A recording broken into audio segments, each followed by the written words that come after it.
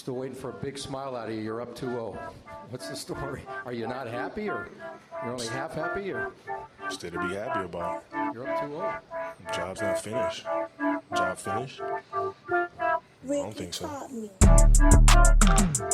Welcome, ladies and gentlemen, to Rick's Blazing Takes. You could have been anywhere in the world, but you here with me.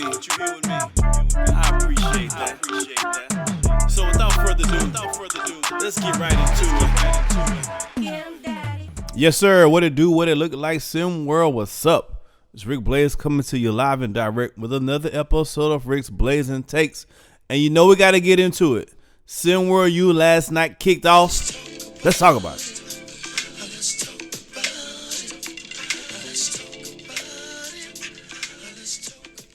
Now, there were a lot of games that kicked off, and you guys saw the box scores, but I want to talk about 3 games in particular.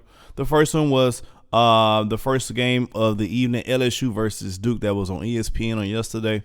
Marsh and friends had the call, Marsh and B-Run.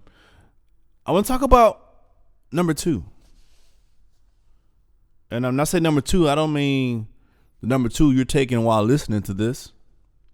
I don't mean Duke's ranking, number 2 in the rankings. I'm talking about Cooper Flagg, number 2. He has been just as good in one game so far as he was in high school on the prep level. What does that tell you? That tells me that his game indeed does translate. He is a generational talent. He is a heavy load on any night for anybody. And he had 29 points and shot a fantastic 13 for 18. Minor pitched in. Ilgauskas played really good as well. 13 points, 5 rebounds, 4 blocks. Roger Little, Duke is such a deep team. And they were just too deep for LSU. Right? They were just way too deep for LSU. LSU last night looked like they started off slow. They got behind early. Duke is not the type of team that you want to get behind that many points, double digit early. And LSU tried to mount a little comeback in the second half. They played better, but just too much Dukies and way too much Cooper Flagg. So my takeaway, the biggest takeaway from that game is Cooper Flagg is for real, and the Duke Blue Devils are for real as well. Mark it. All right, second game I want to talk about. It was the second doubleheader. Myself and Elava called it. And it was the game between a highly matchup game, a rematch from last year's Sweet 16, Alabama versus Arizona. Now, I came into the game saying, hey, this is a game, we talked about DJ Childs and how healthy he was, if he was healthy at all, should he play, should he not play?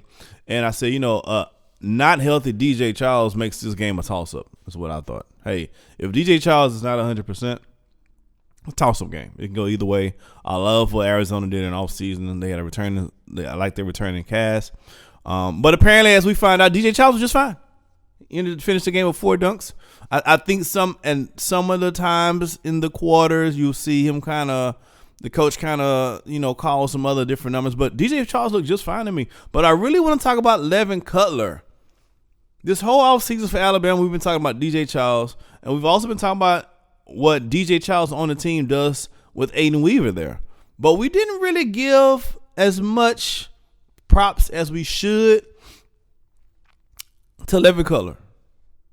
And Levin Cutler last night showed, hey, they brought me in for a reason. My skill set is getting to the basket and scoring in this paint. And he was a savant last night. 22 points.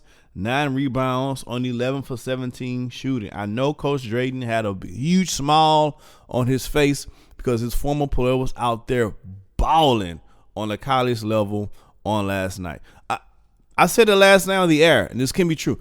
DJ Childs and Levin Cutler could possibly be the most dangerous dynamic duo in all of college basketball this season.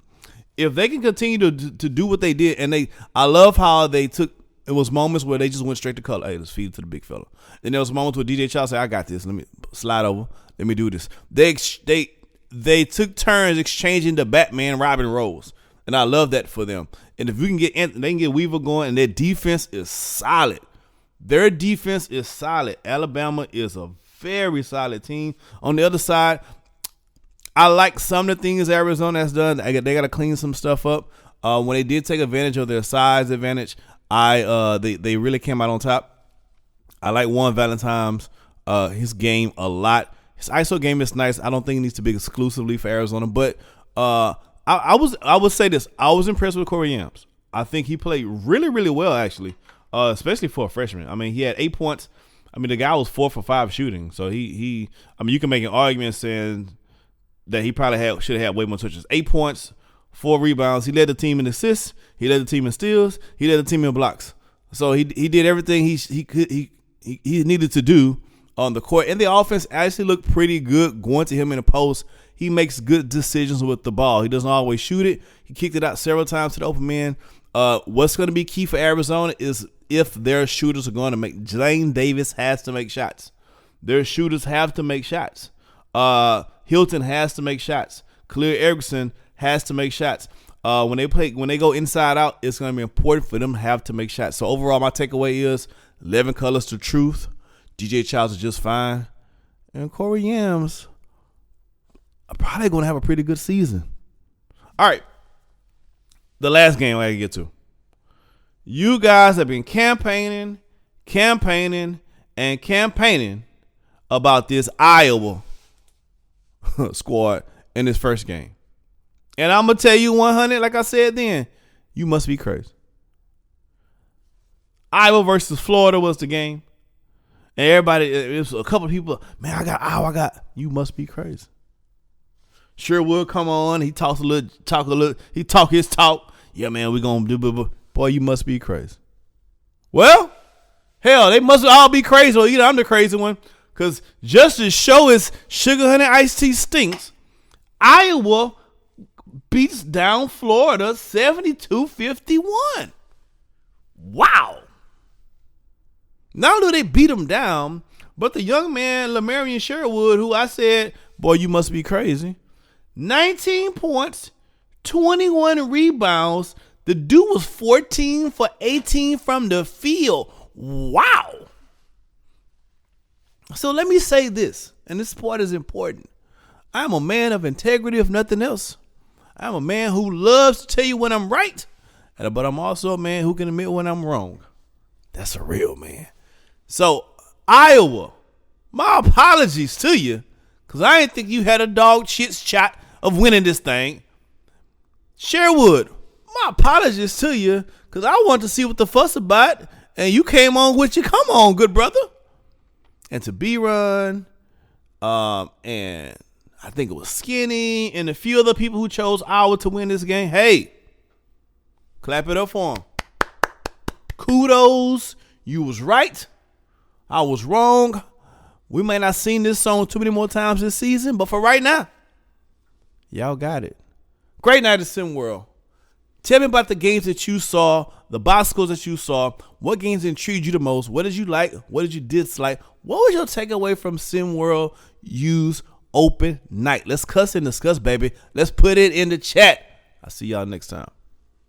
Oh, and remember, if you don't hit like, then I don't like you.